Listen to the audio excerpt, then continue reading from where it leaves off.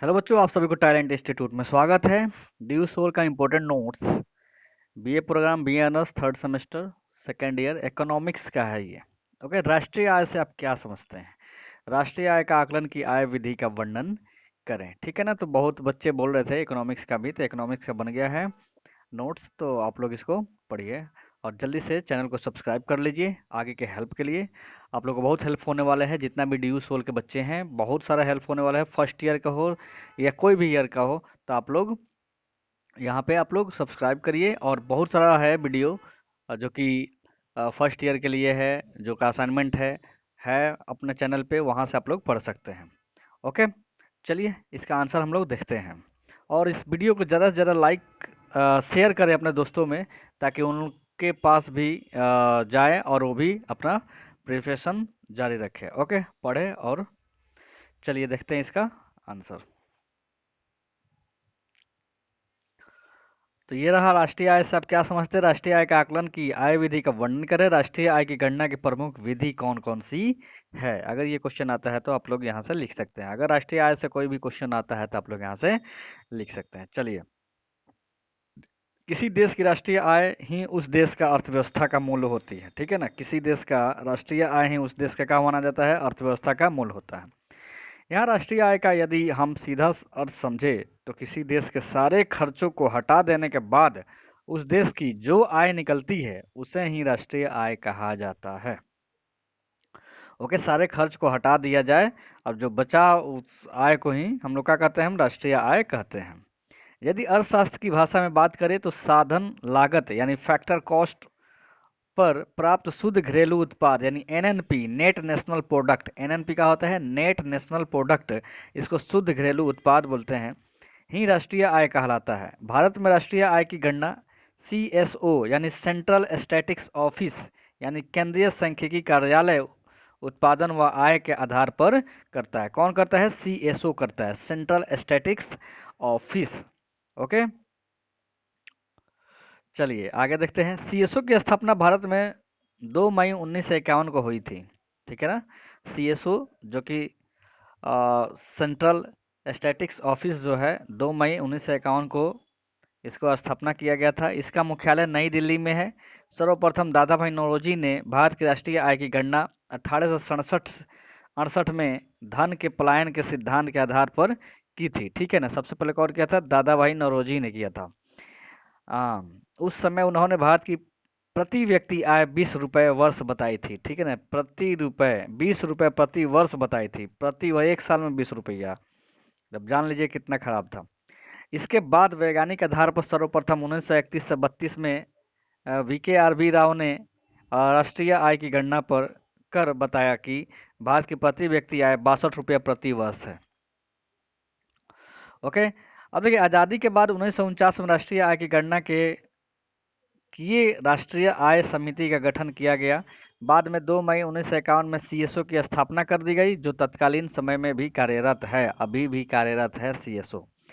Okay, CSO का मुख्यालय कहाँ पे है? नई दिल्ली में है। सीएसओ ने हाल ही में अग्रिम वर्षों के लिए 2017-18 को आधार वर्ष बेस ईयर घोषित किया। हमें राष्ट्रीय आय को समझने के लिए सबसे पहले जीडीपी, ग्रॉस डोमेस्टिक प्रोडक्ट, को समझना पड़ेगा। आइए जानते हैं क्या है जीडीपी और कैसे निकलती है इससे राष्ट्रीय आय।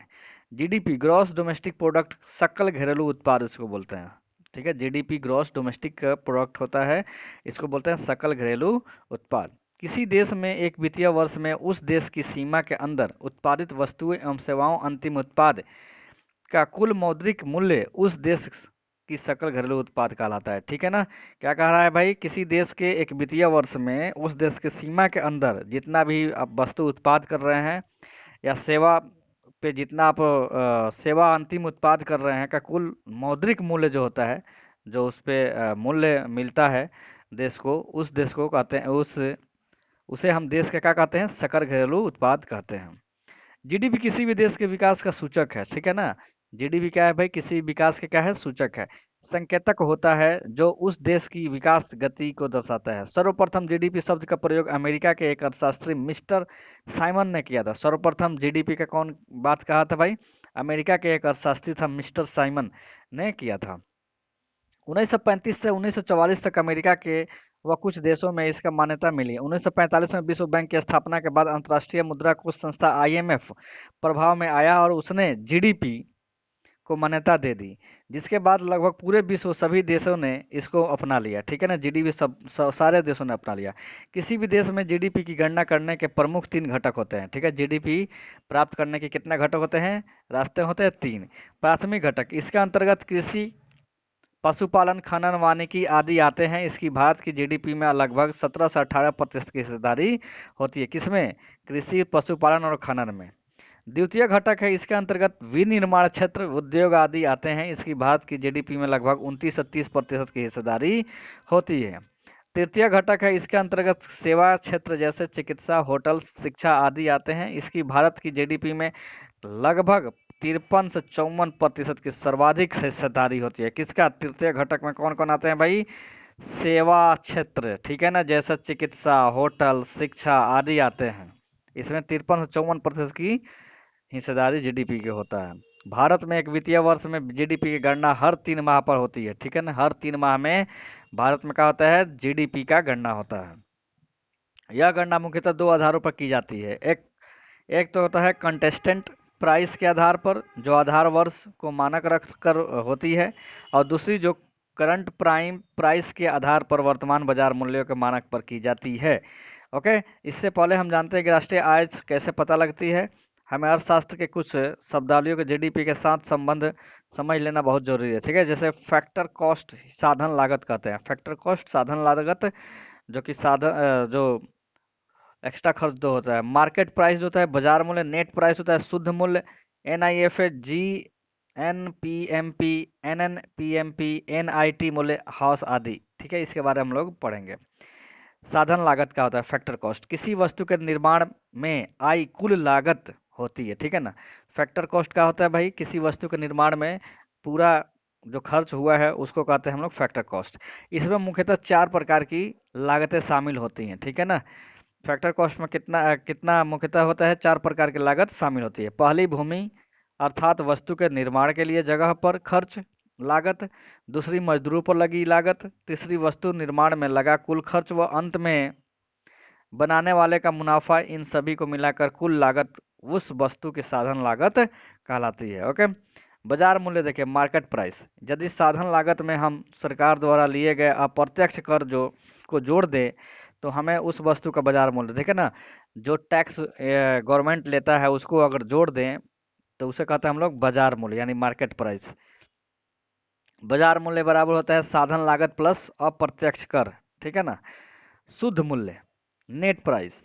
यदि हम बाजार मूल्य में से सरकार के द्वारा दी गई सब्सिडी अर्थात छूट को घटा दे तो उसको शुद्ध मूल्य प्राप्त हो जाता है। ठीक है ना, उसका शुद्ध मूल्य प्राप्त हो जाता है। ठीक है, शुद्ध मूल्य बराबर बाजार मूल्य माइनस छूट, जितना छूट अब सरकार दे रहा है। ठीक है ना, उदाहरण के लिए देख लीजिए यहाँ पे, यदि किसी वस्तु को बनाने के लिए 6 रुपया लगते हैं और बनाने वाले का मुनाफा 2 रुपया है तो उसकी साधन लागत 8 रुपया होगी। ठीक है, यदि उसमें सरकार 2 रुपये का प्रत्यक्ष कर लगाती है तो इसका मूल्य हो जाएगा 10 रुपया।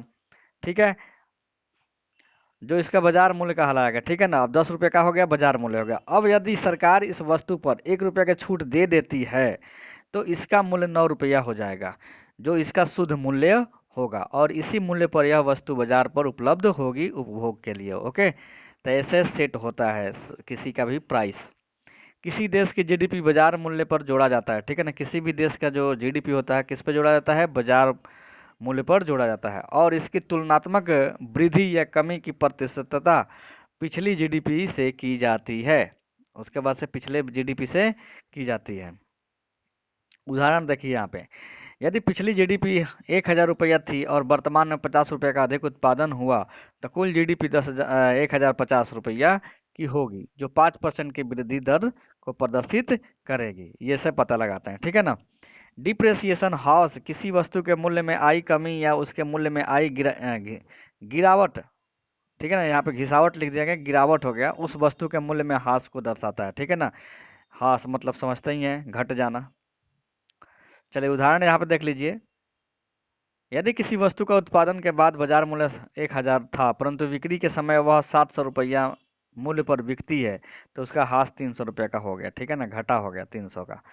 NIFA विदेश से आया धन, ठीक है ना। NIFA बराबर क्या होता है भाई, विदेशों से आया धन माइनस देश से बाहर गया धन। NIFA कैसे निकालते हैं भाई, विदेश से जितना पैसा आया और हमारे देश से बाहर गया उसको माइनस कर देंगे तो वहां से हम NIFA निकाल लेते हैं। NIT नेट इनडायरेक्ट टैक्स, ठीक है ना। NIT क्या होता है भाई, नेट इनडायरेक्ट टैक्स, अर्थात शुद्ध अप्रत्यक्ष कर वह कर होता है जो सरकार द्वारा प्रदत्त छूट को हटाने के बाद सरकार को प्राप्त होता है। NIT यानी net indirect tax equal to होता है अप्रत्यक्ष कर माइनस छूट। ओके, अभी तक चर्चित सभी चीजों को जीडीपी में जोड़ जोड़ और घटाकर राष्ट्रीय आय को निकाला जाता है। आगे हम इसे समझने का प्रयास करेंगे। देखिए अब इधर अभी तक की चर्चा में हमें ज्ञातव्य है कि जीडीपी हमें बाजार मूल्य पर मिलती है। यदि इसी जीडीपी में अगर हम NIFA को जोड़ दे तो हमें GNPMP यानी gross national product market price, ठीक है ना, gross national product market price मतलब सकल राष्ट्रीय उत्पाद बाजार मूल्य पर प्राप्त होता है, ठीक है ना। GNPMP gross national product market price, GNPMP equal to होता है GDP plus NIFA net income from abroad. NIFA का मतलब क्या होता है भाई, नेट इनकम फ्रॉम एब्रॉड। जब GNPMP में से हुए हास यानी डिप्रेसिएशन को हटा दे तो हमें NNPMP यानी net national product market price मिल जाता है, ठीक है, शुद्ध राष्ट्रीय उत्पाद बाजार मूल्य पर प्राप्त होता है। इसे हम NDP यानी नेट डोमेस्टिक प्रोडक्ट शुद्ध घरेलू उत्पाद भी कहते हैं। तो NNPMP बराबर होता है GNP माइनस डिप्रेसिएशन यानी हाँस जितना घटा हुआ। NNPMP में यदि हम NIT नेट इनडायरेक्ट टैक्स को हटा दे तो हमें NNPFC यानी नेट नेशनल प्रोडक्ट मिल जाता है, फैक्टर कॉस्ट मिल जाता है, अर्थात साधन लागत पर शुद्ध राष्ट्रीय आय प्राप्त हो जाता है। चलिए आगे देखते हैं। NNPFC बराबर होता है NNPMP माइनस NIT, ठीक है।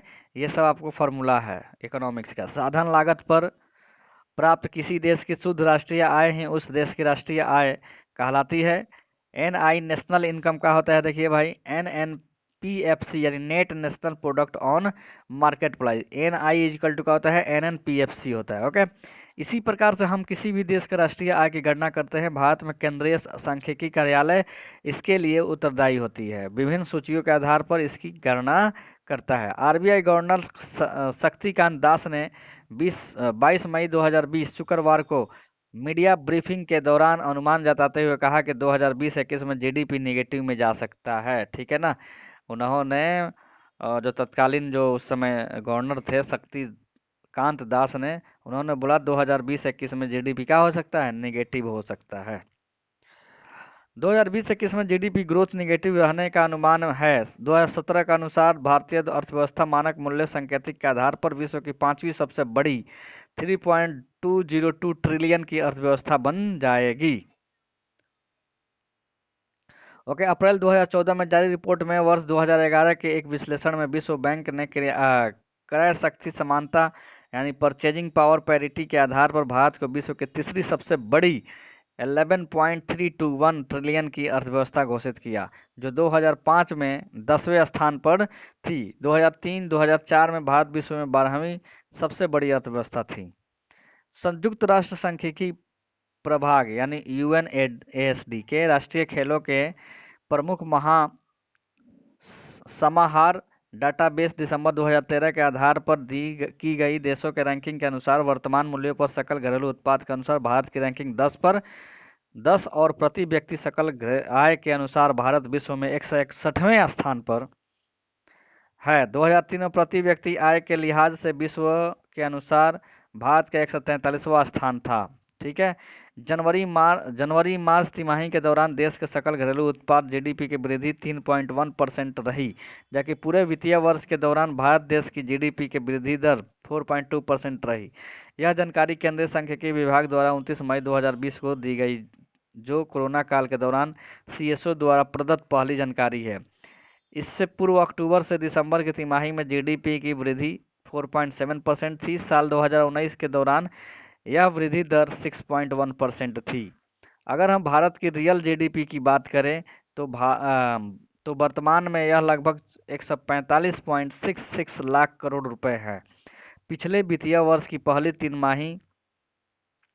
तीन तिमाहियों के विकास दर क्रमशः 5.1%, 5.6% व 4.7%, यानी पहले में 5.1, फिर थोड़ा सा 0.5% बढ़ा, अब घट गया, 4.7% थी। इससे पहले कई एजेंसियों ने अपना अपना अनुमान पेश किया था। अधिकतर एजेंसियों ने मार्च तिमाही में जीडीपी 2% से कमतर हो आंकी थी, जबकि पूरे साल के लिए यह अनुमान 5% से कम का था। इकरा ने मार्च तिमाही में जीडीपी 1.9%, क्रिसल ने 0.5%, एसबीआई ने 1.2%, केयर ने 3.6%, आईसीआईसीआई ने 1.5% तथा नोमुरा ने 1.5% रहने का अनुमान लगाया था, जबकि पूरे वर्ष के लिए यह क्रमशः 4.3%, 4%, 4.2%, 4.7%, 5.1% व 5% था। लॉकडाउन से पहले ही भारत की विकास दर 6 सालों में सबसे निचले स्तर पर थी। लॉकडाउन से पहले 6 सालों में विकास दर क्या था? सबसे निचले स्तर पर था। और मोदी जी हमारे कहते हैं कि बहुत ऊपर था, ठीक है ना। लॉकडाउन से पहले ही भारत का विकास दर क्या था? 6 सालों में सबसे निचले स्तर पर थी। एसबीआई इकोरैप की एक रिपोर्ट के अनुसार देश की अर्थव्यवस्था को लगभग 1.4 लाख करोड़ रुपए का नुकसान हो सकता है, जबकि सरकार ने पहले ही 12 लाख करोड़ का कर्ज ले रखा है। कितना लाख करोड़ ले रखा है भाई? 12 लाख करोड़ कर्ज ले रखा था। इस सब का एक बड़ा असर आने वाले समय में भारतीय अर्थव्यवस्था पर अवश्य देखने को मिल सकता है, ठीक है। आने वाले समय में देखिए भारत का बहुत स्थिति खराब होएगा। राष्ट्रीय आय की माप के लिए मुख्यतः 3 विधियां का प्रयोग किया जाता है: उत्पादन विधि, आय विधि, व्यय विधि। भारत में राष्ट्रीय आय की माप के लिए उत्पादन विधि तथा आय विधि के मिश्रित रूप का प्रयोग किया जाता है, जबकि व्यय विधि का प्रयोग अत्यंत नगण्य होता है, क्योंकि भारत में इसके पर्याप्त आंकड़े उपलब्ध नहीं है। अब देखिए उत्पाद विधि क्या होता है। उत्पादन विधि में मुख्यतः 3 क्षेत्रों को सम्मिलित किया जाता है: प्राथमिक क्षेत्र, द्वितीयक क्षेत्र एवं तृतीयक क्षेत्र, तथा इन तीनों क्षेत्रों से एक वर्ष के भीतर उत्पादित वस्तुओं के मूल्य की गणना की जाती है। इस विधि में ठीक है ना, यहाँ प्राथमिक क्षेत्र में कृषि, वानिकी, मत्स्य पालन, खनन को शामिल किया जाता है, जिसका जीडीपी में योगदान लगभग 14% का होता है। द्वितीयक क्षेत्र में निर्माण एवं विनिर्माण में बिजली, गैस एवं जल आपूर्ति को शामिल किया जाता है। इसका जीडीपी में योगदान लगभग 28% होता है। जबकि तृतीयक क्षेत्र के अंतर्गत बीमा, बैंकिंग, व्यापार, होटल, परिवहन, संचार, सेवा क्षेत्र आदि इत्यादि को शामिल किया जाता है, जिसका जीडीपी का योगदान लगभग 58% होता है। सकल राष्ट्रीय उत्पाद जीएनपी कहते हैं। अब देखिए क्या होता है आय विधि, इनकम मेथड। इस विधि में देश के विभिन्न वर्गों द्वारा अर्जित आय को जोड़ा जाता है, ठीक है ना। विभिन्न वर्गों के द्वारा जो आय होता है उसको जोड़ा जाता है। इस विधि के अंतर्गत राष्ट्रीय आय की गणना करते समय एक निश्चित दिए हुए वर्ष में विभिन्न क्षेत्र जैसे मजदूरी एवं पारिश्रमिक, विदेशों से साधनों के शुद्ध आय, लाभांश, लगान और किराया, सरकारी उद्यमों के लाभ, अतिरिक्त लाभ, ब्याज, कर्मचारियों के कल्याण के लिए अंशदान, स्वनियुक्त, सेल्फ एम्प्लॉयड आय इत्यादि का समग्र योग किया जाता है। इसे सकल राष्ट्रीय आय यानी जीएनआई कहते हैं।